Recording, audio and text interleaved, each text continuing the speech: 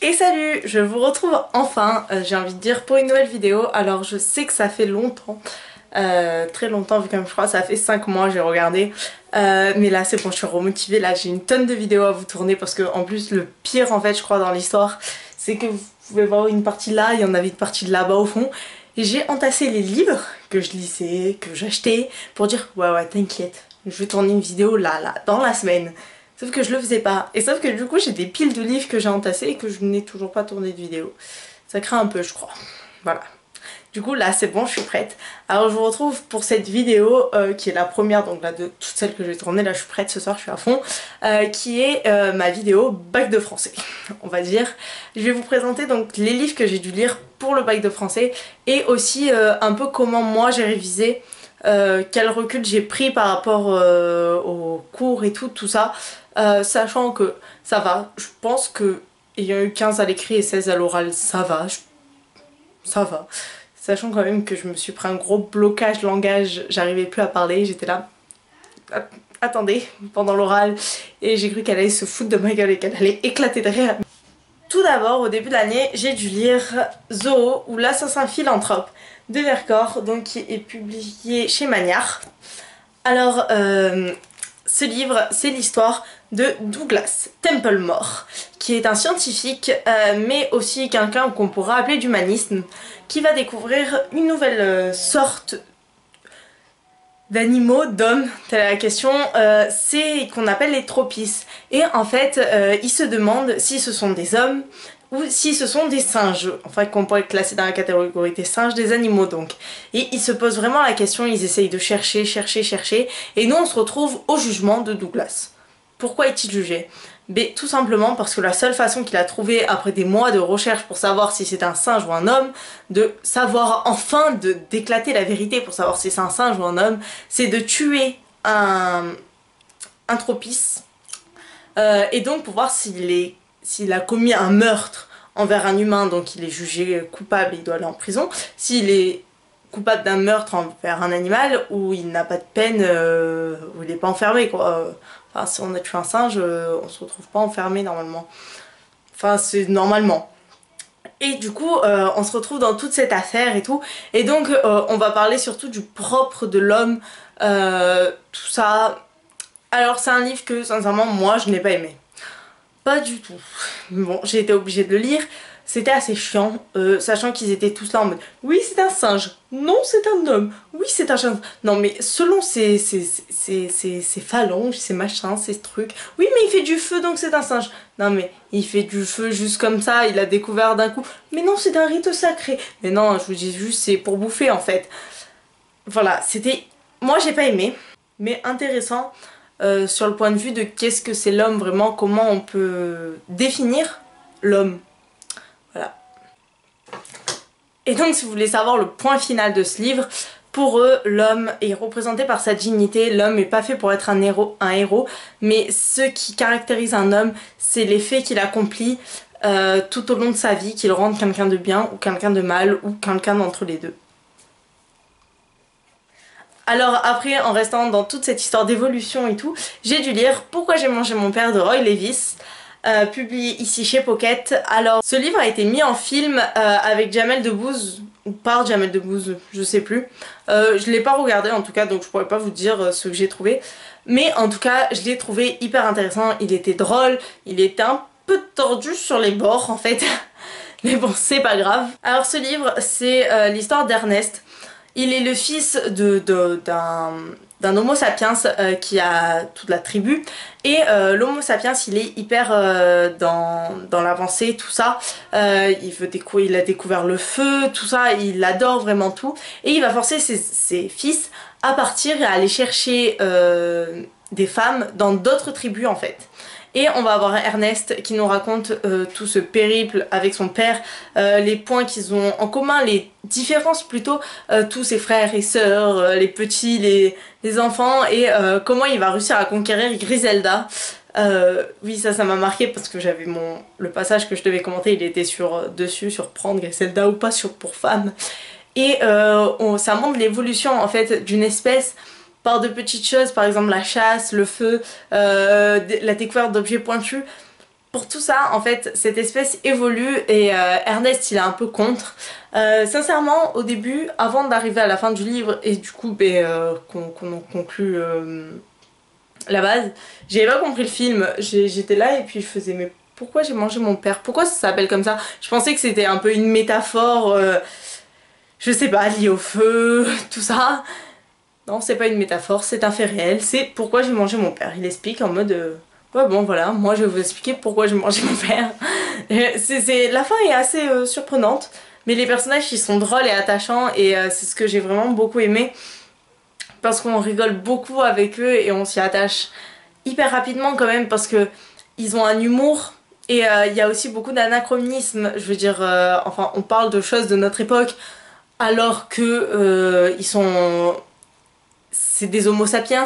Eux-mêmes, ils se disent à l'âge de pierre, enfin, pas à l'âge de pierre, ça c'est dans le film, mais ils se disent, appartenir à la préhistoire et être des homo sapiens, alors que, ben non, vu comme les hommes à cette époque-là ne s'appelaient pas comme ça, déjà parce qu'ils n'avaient pas notre langage, et aussi tout simplement, ben, parce qu'ils savaient pas en fait ce qu'ils étaient. Je veux dire, c'est pas comme nous, maintenant, je dis n'importe quoi, tant dans des années, on va nous appeler j'ai pas de nom qui me vient à l'esprit là.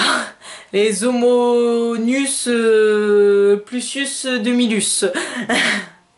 Non, j'ai pas de nom, mais je veux dire, tant on va nous appeler d'une autre façon dans des années, mais nous on sera morts, donc on l'aura pas su. Donc il y avait plein d'anachronismes comme ça, c'était hyper drôle. Les personnages, ils étaient hyper attachants et même sans le lire pour l'école ou quoi, je vous le recommande énormément. D'ailleurs, il était dans ma PAL avant, j'ai pas dû l'acheter pour l'école. Ouais, je vous le recommande beaucoup. Alors après j'ai dû lire Incendie, le sang des promesses de Wajid Mouawad, donc qui est publié ici chez Babel. Alors ce livre, je vous en ai fait un point lecture consacré, mais en fait c'est l'histoire de... Excusez-moi, hein, mais le bac de français est passé depuis un moment, je m'en souviens plus. De Simon et Jeanne. De Simon et Jeanne qui se retrouvent chez Hermine Lebel, leur notaire, suite à la mort de leur mère, qui va en fait leur donner 2 lettres et elle donne à un à toi le père et à l'autre à toi mon fils, et en fait ils disent précisément que à toi mon fils c'est pas pour Simon, en fait c'est pour un autre fils, et ils doivent retrouver en fait ces personnes. Et donc on va remonter dans le passé donc de leur mère Nawal pour savoir déjà pourquoi elle s'est arrêtée de parler, pourquoi elle était si distante avec ses enfants. Et pour vivre tout ce qu'elle a vécu avant dans son ancien pays, je sais pas où c'est mais c'est en Orient je crois. Et donc on va chercher, il y a la guerre, tout ça, et on va s'enfoncer dedans pour savoir c'est qui le père, c'est qui le fils.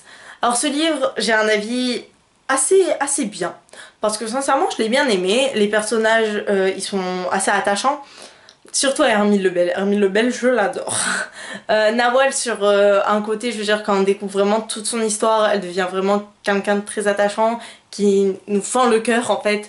Et il y a plein de petits personnages comme ça auxquels on s'attache au fur et à mesure parce qu'ils sont gentils et tout.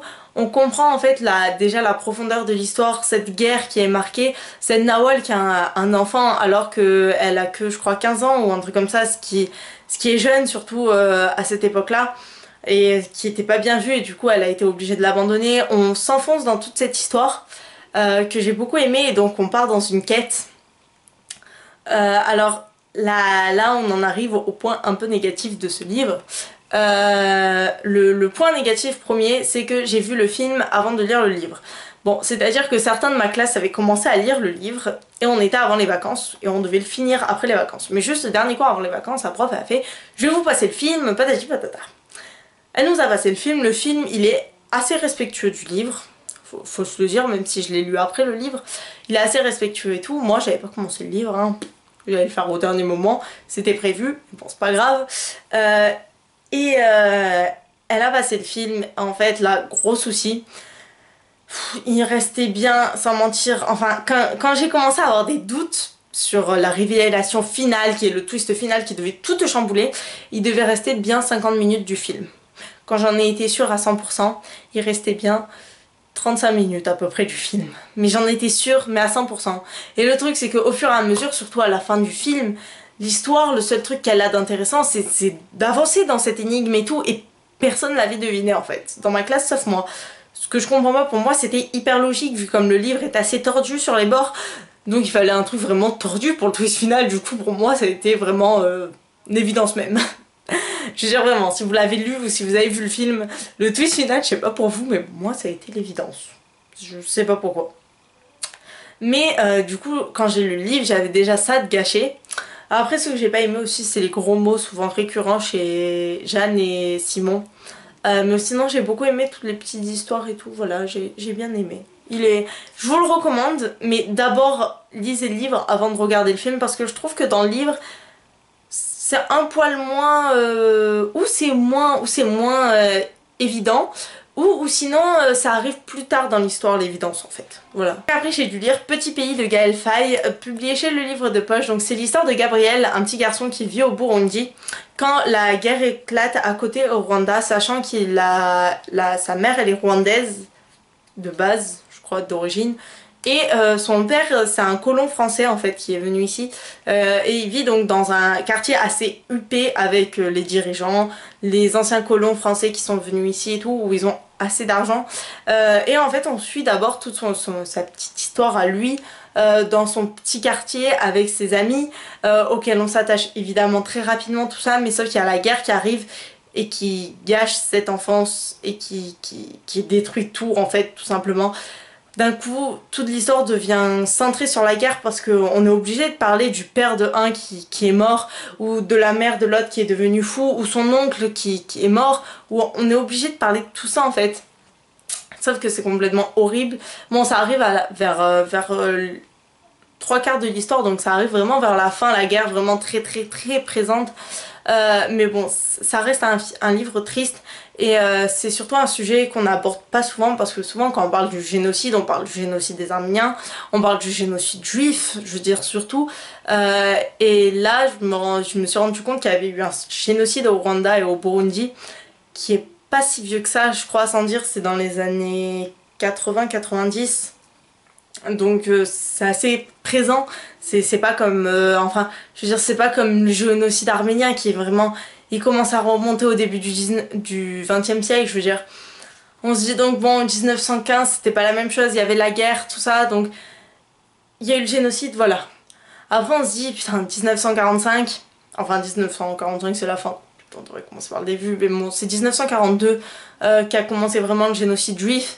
On se dit il y avait Hitler au pouvoir, c'était un fou furieux, voilà. Et sauf que là c'est deux peuples qui se sont donc les Tutsis et les Hutus qui se sont tués, enfin tués ils le savaient, enfin, parce qu'ils se supportaient pas par des petites querelles. Pourtant, ils cohabitaient ensemble avant, et pourtant, ils se sont tous tués, ils se sont tous massacrés. C'est ce qui est dur dans le génocide, mais bon, après, on pourrait se dire, ils sont tués, ils sont massacrés, c'est ah, t'as tué mon voisin, je vais te venger, ben moi, alors je vais tuer ta cousine, nanana, voilà. Là, on peut se dire vraiment, à ce stade-là, voilà. Et après, dans la fin du livre, il parle beaucoup des renforts français qui sont venus et qui ont évacué tous les riches et les enfants et qui les ont ramenés en France. Et sauf que là, le truc, c'est que après, je crois, c'est ou de la prof, ou c'est écrit dans le livre, je sais plus, où j'ai lu quelque part, que en fait, tous les renforts français qu'ils ont envoyés et qu'ils ont mis pour évacuer les gens auraient pu, enfin, auraient été assez nombreux pour arrêter la guerre totalement. Donc c'est à dire que les Français ont préféré venir, prendre tous les colons et tout qui étaient venus, et les gens importants, les dirigeants, et les enfants, parce que voilà, enfin on parle souvent des enfants et tout, du coup ils ont pris les enfants, mais bon, pas les enfants des bas quartiers quoi, des plus riches. Et ils ont pris les enfants, ils les ont ramenés en France, et après ils les ont regardés, l'air de dire démerdez-vous, et après ils ont fait oh merde, putain les pauvres ils se sont tous entretués et tout, vraiment si on avait pu faire quelque chose, mais on en a déjà sauvé. Alors que ils auraient pu en sauver beaucoup plus enfin même en laissant les enfants et tout sur place, mais en arrêtant la guerre tout simplement en fait. C'est ce que je trouve assez horrible en fait dans l'histoire, c'est surtout l'inaction en fait des forces françaises, et qui fait vraiment de la peine, parce qu'ils sont venus mais juste pour sauver leurs fesses en fait en quelque sorte, parce que c'était des Français immigrés la plupart du temps qu'ils ont ramenés en France, donc c'était pour sauver leurs fesses, et après ils se sont cassés, et après ils ont fait oh c'est ballot et tout ça, ils sont tous morts. Je veux dire c'est comme si En 39-45, il y avait eu les Américains, ils auraient eu assez pour arrêter la guerre. Maintenant, ils seraient venus, ils auraient pris les hauts dirigeants, les chimistes, tout ça, ils les auraient ramenés en Amérique et ils auraient fait oh merde, regardez tous les juifs qui sont morts, les handicapés qui sont morts, regarde tous les résistants qui sont morts, merde. Je veux dire, ça aurait été pareil en fait, ce que je trouve ignoble vraiment. Après j'ai dû lire Le jeu de l'amour et du hasard de Marivaux, donc ici publié chez Pocket. C'est une pièce de théâtre et en fait c'est un double jeu, un jeu de rôle que j'ai beaucoup aimé parce que c'est assez drôle, il y a plein de quiproquos. J'adore les quiproquos, j'arrive pas à le dire mais j'adore ça. Et j'ai trouvé ça tellement drôle parce que c'était drôle, c'était assez beau et poétique à certains moments et vraiment j'ai beaucoup aimé en fait. C'est l'histoire d'une femme et sa servante qui est là, cette femme se retrouve à devoir épouser un homme qu'elle ne connaît pas et lui il arrive avec son servant et du coup elle se dit mais attends, pour le connaître vraiment, qui se cache pas, genre qui se cache pas devant moi, je vais me faire passer pour la servante et toi servante tu vas te faire passer pour moi, enfin c'est une femme de la haute quoi. Et sauf que lui, il se dit mais imagine elle me cache des choses et tout, je vais faire pareil. Et du coup en fait les deux servants vont se retrouver face à face et les deux maîtres face à face en fait. Et voilà, du coup c'est drôle et c'est vraiment une pièce de théâtre classique assez cool à voir. Et après, dans la fin de l'année, j'ai dû lire Les Jours Fragiles de Philippe Besson, publié aux éditions 10-18. Alors ça raconte tout simplement l'histoire d'Arthur Rimbaud. J'ai envie de dire ce petit con d'Arthur Rimbaud, une fois qu'il a été évacué d'Afrique, qu'il a été ramené à Marseille parce qu'il était malade, et après qu'il a passé un peu de temps dans la province où il habitait avant, avec sa mère et sa sœur, et après jusqu'à sa mort en fait. Sauf qu'on le suit sous journal intime de sa sœur. Journal intime qui est des fois un peu bizarre et un peu trop intime je trouve. Bref. Il y avait des scènes qu'on aurait pu se passer. On apprend surtout qu'Arthur Rimbaud est un gros con. Ça, je n'enlèverai pas en fait. Apprendre à lui écrire une biographie et tout. Et je sais que beaucoup de personnes adorent Arthur Rimbaud. Sincèrement, j'ai pas compris ce kiff autour. Surtout les profs de français, ils sont fanatiques autour d'Arthur Rimbaud. Voilà. Et là, dans ce livre, j'ai vraiment l'impression que la mère d'Arthur est assez méchante, que Arthur en lui-même est assez méchant, en fait il a tout hérité de sa mère. Et après sa sœur elle est au milieu et elle est là et elle dit rien, comme une fragile. D'où le titre, Les Jours Fragiles. Alors après donc vite fait, j'ai présenté tous les livres là que j'ai dû lire. Bon il y avait les textes complémentaires mais il y en a trop, la flemme de vous les présenter. Et après je voulais vous parler un peu de ma façon de réviser. En fait à partir du début juin, j'ai commencé, sachant que je passais le 3 juillet en fait, j'avais le temps et j'avais 21 textes, à apprendre à peu près un texte par jour. Parce que comme ça j'apprenais vraiment le texte par cœur, le plan par cœur, ce qu'il y avait à l'intérieur par cœur. Du par cœur en fait, tout simplement. Et j'ai trouvé quelque chose qui m'a énormément aidé. En fait, au fur et à mesure des jours, j'écrivais les plans à chaque fois. Bon, le premier jour, j'en avais qu'un à écrire. Mais après, le deuxième jour, j'en avais deux. Mais bon, arrivé à la fin, quand j'ai révisé le 2 juillet, j'en avais 21 à écrire. Et plus 21 trucs à côté. Donc voilà, enfin, j'ai pris ce petit carnet. À chaque fois, j'ai écrit donc les plans. Et aussi, moi, je me faisais un petit récap genre de ce qu'il y avait à l'intérieur. Donc, grand A, petit a, ce qu'il y avait à l'intérieur, ce qu'il fallait dire. Et en fait, ça m'a énormément aidé de les écrire parce que j'avais fait mes fiches, bien sûr. Sauf que de les réécrire, ça m'a paru beaucoup plus clair. Et après, je me faisais souvent la conclusion ou l'introduction dans la tête. Mais je me suis fait donc tous les trucs comme ça, vraiment tous. Et après, du coup, j'apprenais les plans au fur et à mesure, mais vraiment au fur et à mesure. Et je revoyais tous les plans tous les jours. Et ce qui a fait que, par exemple, des trucs tout cons, hein. Par exemple quand vous allez à la douche, au lieu de chanter, et ben moi je me révisais les 3 plans que j'avais appris par exemple. Voilà, du coup je me disais ben c'est bon, ben là tu les connais par cœur, t'as pas eu de doute, c'est bon, ben voilà. Pour aujourd'hui c'est fait. Je suis tombée sur Aube d'Arthur Rimbaud. Voilà, je suis tombée sur Orbe d'Arthur Rimbaud, surtout Rimbaud que je peux plus me voir. Donc voilà, cette vidéo elle est terminée. Je pense que là elle est vraiment longue, vraiment. Je pense qu'elle fait bien 20 minutes, mais bon c'est pas grave, de toute manière j'ai coupé tout ça. Donc je vous dis à la prochaine pour de nouvelles vidéos. Ciao.